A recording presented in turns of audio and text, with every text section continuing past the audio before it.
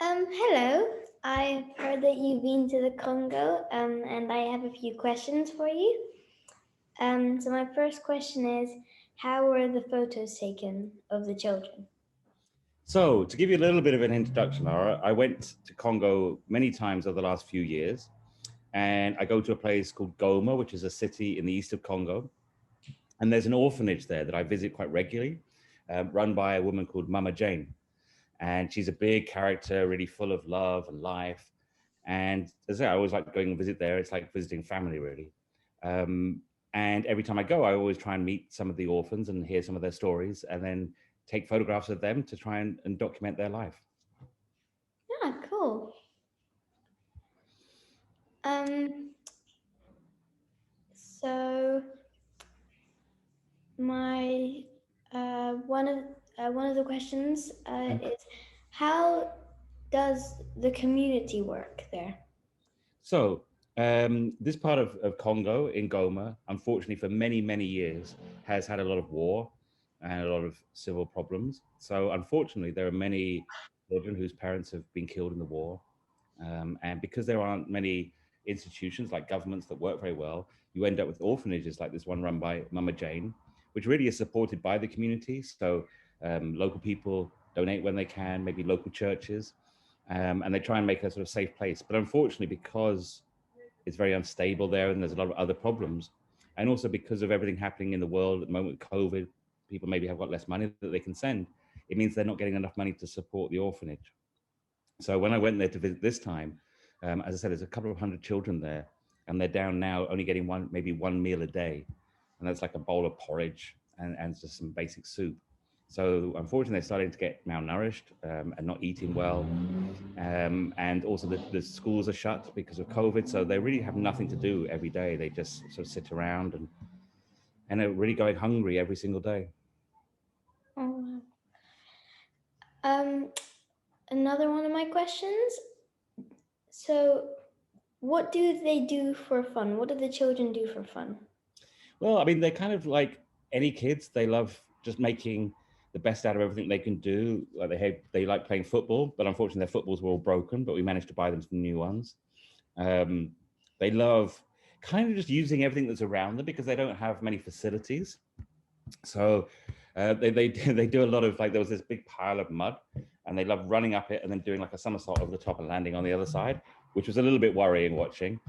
But that's the amazing thing about the places I go to. I go to places where children have nothing, where they don't have schools, they don't have textbooks, they don't have toys, they don't have apparatus to do sports with.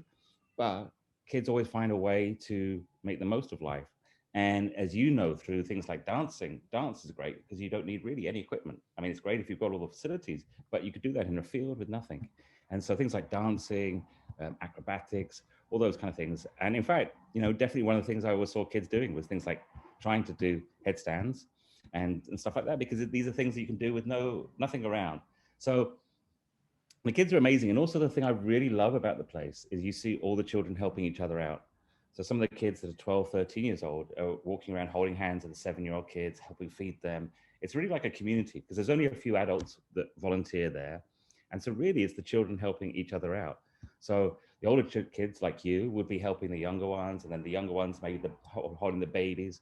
So that for me is one of the most beautiful things, but also it just shows that people at any age can take responsibility for helping others. That's really nice. Yeah. And my last question is, what will you be using the money that we raise for? So I think the important thing always is any of these projects is to make sure it's a sustainable help. It'd be very easy just to think the best thing would just be to buy them a meal, buy them food straight away. But unfortunately, that's just a temporary fix. So what we're looking to do is to do things like set up a garden for them so they can grow vegetables, maybe get them some chickens so they get eggs. So try and actually create things that help them in the long term. But I'd also like to do is to get them maybe some things to help them to exercise and have fun. So maybe some more sports equipment and also some textbooks so that they can study more. The children there, all they want is the opportunity to have a life like many of us are lucky to have. And they're so hungry to learn. I know when I was at school, I didn't really like school.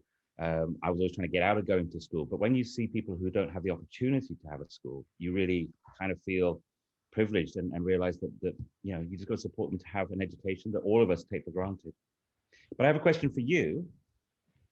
My question for you is, why did you want to help? I really wanted to help because I felt that um, food, shelter, water, and all of those essential things are, well, yeah, really essential, and Mm-hmm. we all should be able to have access to all those things. And I felt that sometimes when I see people on the street who are asking for food, I always feel really sad, and I really wanted to do something about that. Great, because I think maybe even when we're having difficult times, like we are at the moment, we're still kind of privileged compared to a lot of people. And so, what is it that you're going to do? I'm doing a handstand challenge fundraiser where loads of people come together on Zoom, and we do. So you get a family member or as many family members to sponsor you, Mm-hmm.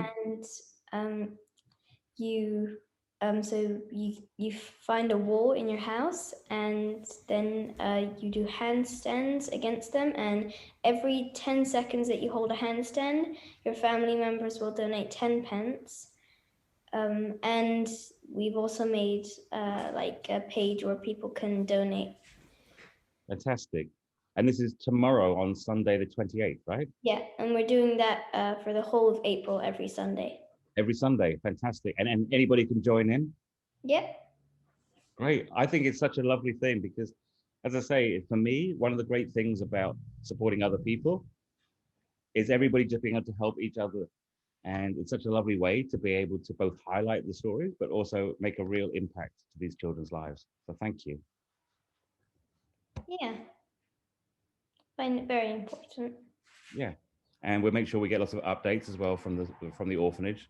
So you'll be able to see where all the support goes and the difference it makes to their lives. Cool.